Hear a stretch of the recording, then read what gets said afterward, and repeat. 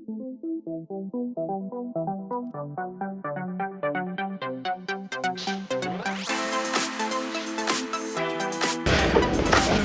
welcome to my channel Bapak Him. Kali ini kita akan bahas 15 English phrases that's always used by Gen Z in every single social media, comment, status, or etc.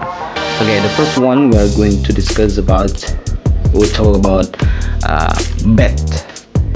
What does it mean? Bets mean that you are agree enthusiastically.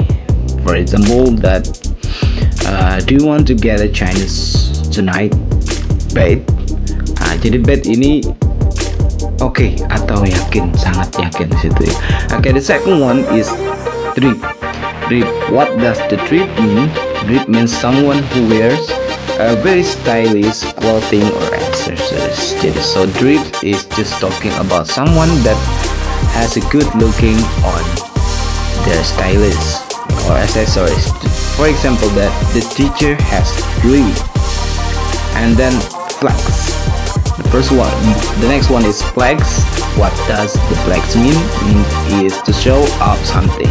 So for the Gen Z always use the word flexing to describe someone that's over actions or etc. to show their things or accessories or etc. And then the next one is the most using is FOMO. FOMO is fear of missing out. The means is fear of missing out. It's the feeling you get when you think others are having fun without you. FOMO. Everyone else is at the party and I've got FOMO. That's FOMO. And then the next one is ghosting. Ghosting. This is again the favorite when they want to describe about the relationship. Ghosting means they suddenly stop talking to someone. We went out for a coffee, for example, but she ghosts me afterward. That's so hard. And then the next one is goals. Now every single footballer knows this words. God is to describe about the someone or the player that has a great talent, passion, and etc. For example, is Cristiano Ronaldo is the goat of the football. And then the next one is lead. What the lead means? When something is really fun, exciting, or great. For example, BSA colleagues are leads to describe about something that's really fun. So Gen Z can use and also use this word. And no cap. This is one of the great caption of the phrases that's always used by Gen Z. No cap is the mean you're telling the truth. No cap. So you are telling the truth about something happen. For example, you might always say no lie and I'm serious. For example, the dog was cute. No cap. Serious, yeah. The truth. Yeah. And then Riz.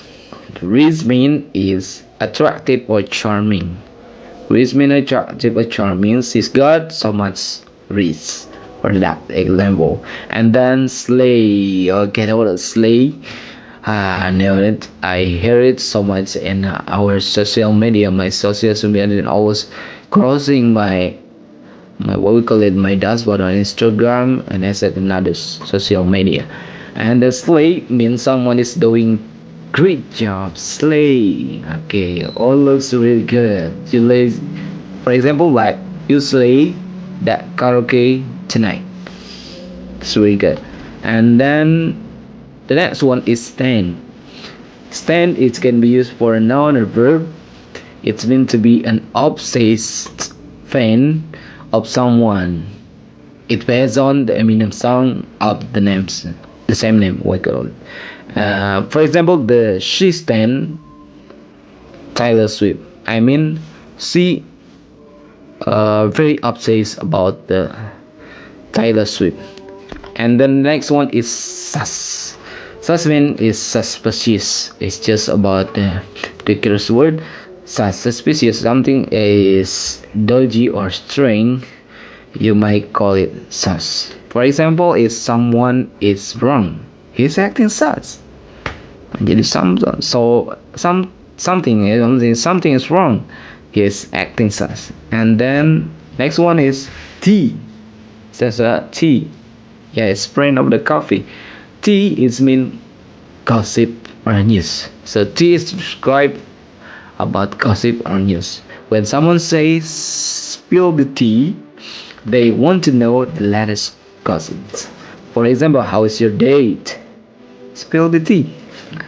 How is your date? Spill your tea. And then W slice L